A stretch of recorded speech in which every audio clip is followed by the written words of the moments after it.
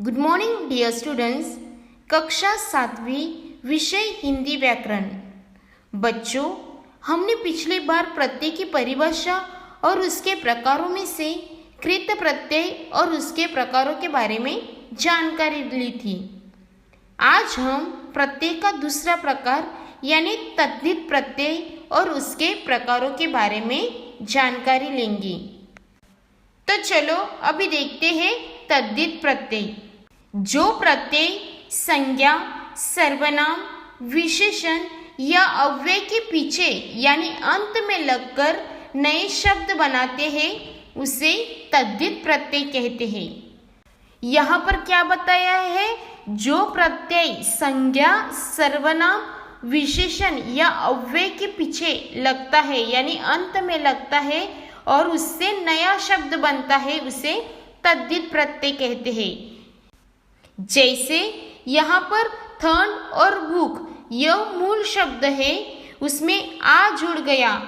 आ क्या है? प्रत्यय है। तो यहाँ पर आ जुड़ गया तो उससे नया शब्द बन गया ठंडा और भूखा। तो ये क्या है? तद्धित प्रत्यय है। दूसरा उदाहरण आर। यहाँ पर सुन और लोह उसमें आर शब्द जुड़ गया और उससे नया शब्द बन गया सुनार और लोहार। वैसे ही तीसरा उदाहरण भूरा और मीठा। यह यहाँ पर मूल शब्द है और ई प्रत्यय लगने से नया शब्द बन गया बुराई और मिठाई। तो चलो अभी चौथा उदाहरण देखते हैं। इस उदाहरण में भारत और नगर यह मूल शब्द है। इसमें ये शब्द लगने से भारतीय और नगरीय यह नए शब्द बने हैं। तो बच्चों, ये सारे तद्धित प्रत्यय के उदाहरण हैं। बच्चों, अभी कृत और तद्धित प्रत्यय में क्या अंतर है? जो प्रत्यय धातु या क्रिया के अंत में जुड़कर नया शब्द बनाते हैं उसे कृत प्रत्यय कहते हैं। और तद्धित प्रत्यय यानी जो प्रत्यय संज्ञा, सर्वनाम, विशेषण और अव्यय में जुड़कर नया शब्द बनाते हैं वो तद्धित प्रत्यय कहलाते हैं। अभी हम देखते हैं तद्धित प्रत्यय के प्रकार। तद्धित प्रत्यय के 7 प्रकार हैं। पहला है अपत्यवाचक तद्धित प्रत्यय, दूसरा है संबंधवाचक तद्धित प्रत्यय, तीसरा है भाववाचक तद्धित प्रत्यय, चौथा है कर्तव्यवाचक तद्धित प्रत्यय, पांचवा क्रमवाचक तद्धित प्रत्यय, छठा लघुतावाचक तद्धित प्रत्यय और अंतिम है गुणवाचक तद्धित प्रत्यय। तो इसमें से पहले हम अपत्यवाचक तद्धित प्रत्यय के बारे में जानेंगे। तो चलो देखते हैं अपत्यवाचक तद्धित प्रत्यय की परिभाषा।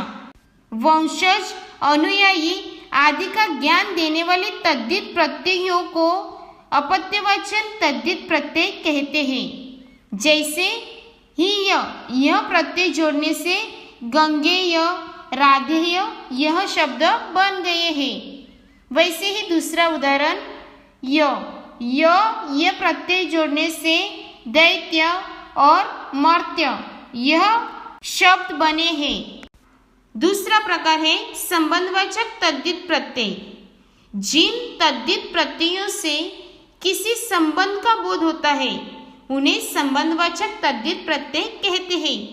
जैसे यहाँ पर यह प्रत्यय है। इस ई प्रत्यय से कौन से शब्द बने हैं? बंगाली, मद्रासी, गुजराती, लखनवी यह क्या बने हैं? नए शब्द बने हैं। इसका मतलब यह संबंधवाचक तद्धित प्रत्यय के उदाहरण है। अभी दूसरा उदाहरण है एरा। येरा प्रत्यय लगने से कौन से शब्द बने हैं? चचेरा, ममेरा, फुफेरा और मोसेरा। तो ये शब्द बने हैं। अभी तीसरा उदाहरण है ईक। ईक ये क्या है? प्रत्यय है। ये प्रत्यय लगने से कौन से शब्द बने हैं? नैतिक, धार्मिक, आर्थिक। और अंतिम उदाहरण है जा। यह प्रत्यय से भांजा, भतीजा यह शब्द बने हैं। तीसरा प्रकार है भाववाचक तद्धित प्रत्यय। जिन तद्धित प्रत्ययों के जोड़ने से शब्द भाववाचक संज्ञा बन जाते हैं उन्हें भाववाचक तद्धित प्रत्यय कहते हैं। जैसे पन प्रत्यय लगने से लड़कपन, बचपन, बालपन यह शब्द बने हैं। वैसे ही हट ये प्रत्यय लगने से चिकनाहट, कड़वाहट, घबराहट यह शब्द बने हैं। अभी तीसरा उदाहरण ही प्रत्यय लगने से बुराई, अच्छाई, महंगाई यह शब्द बने हैं। और अभी भाववाचक तद्धित प्रत्यय का अंतिम उदाहरण है पा यह प्रत्यय लगने से बुढ़ापा, मोटापा यह नया शब्द बन गया है। तो ये सारे क्या है? भाववाचक तद्धित प्रत्यय के उदाहरण है। अभी चौथा प्रकार देखते हैं कर्तव्यवाचक तद्धित प्रत्यय। जिन तद्धित प्रत्ययों से किसी व्यक्ति का व्यवसाय यानी कर्तव्य का बोध होता है उन्हें कर्तव्यवाचक तद्धित प्रत्यय कहते हैं। जैसे क इस प्रत्यय से पाठक, लेखक यह शब्द बने हैं। दूसरा उदाहरण है गार से जादूगर, कामगार यह शब्द बने हैं। अभी तीसरा उदाहरण है कार से चित्रकार, पत्रकार यह नए शब्द बने हैं। तो बच्चों यहाँ पर ये क्या है? यहाँ पर उनका व्यवसाय यानी जो उनका कर्तव्य है उसका बोध हुआ है। तो ये क्या है? कर्तव्यवाचक तद्धित प्रत्ययों के उदाहरण है। उसका ही अंतिम उदाहरण है वान इस प्रत्यय से कौन से शब्द बने हैं? गाड़ीवान, धनवान और बलवान। प्रकार है क्रमवाचक तद्धित प्रत्यय।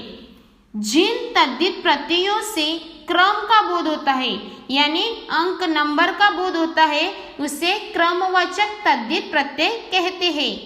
जैसे वा से 5वां, 7वां, 10वां, 8वां यह शब्द बने हैं। वैसे ही दूसरा उदाहरण रा इस प्रत्यय से दूसरा, तीसरा यह शब्द बने हैं। और तीसरा उदाहरण है था इस प्रत्यय लगने से चौथा यानी यह क्या हो गया? क्रमवाचक तद्धित प्रत्यय का नया शब्द हो गया। छठा प्रकार है लघुतावाचक तद्धित प्रत्यय। जिन तद्धित प्रत्ययों से छोटापन यानी लघुता का बोध होता है उन्हें लघुतावाचक तद्धित प्रत्यय कहते हैं।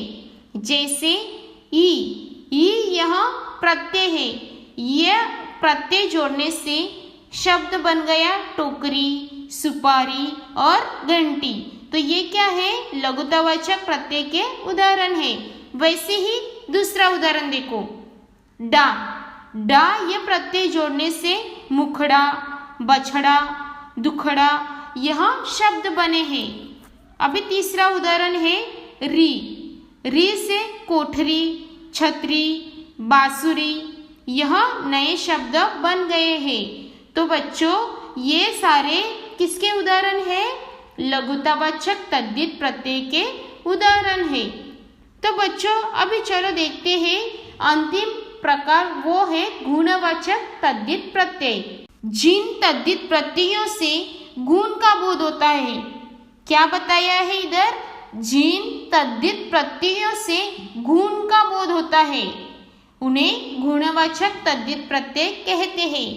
जैसे ला से लाड़का, पिछड़ा यह शब्द बने हैं। तो लाड़का और पिछड़ा या इस शब्द से क्या बोध होता है?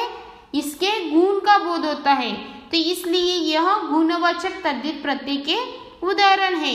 अभी दूसरा उदाहरण देखो ई यह प्रत्यय लगने से धनी, लोभी, क्रोधी यह शब्द बने हैं। तो ये शब्द भी या इस शब्द से भी गुण का बोध होता है, इसलिए यह भी गुणवाचक तद्धित प्रत्यय के उदाहरण है। अभी तीसरा उदाहरण लू यह प्रत्यय जोड़ने से कृपालु, दयालु यह शब्द बने हैं। अभी अंतिम उदाहरण है वान इस प्रत्यय से गुणवान, रूपवान यह शब्द बने हैं। तो ये सारे गुणवाचक तद्धित प्रत्यय के उदाहरण है। आशा करती हूँ कि आपको उपसर्ग और प्रत्यय की परिभाषा और उसके प्रकार अच्छी तरह से समझ में आए होंगे। धन्यवाद।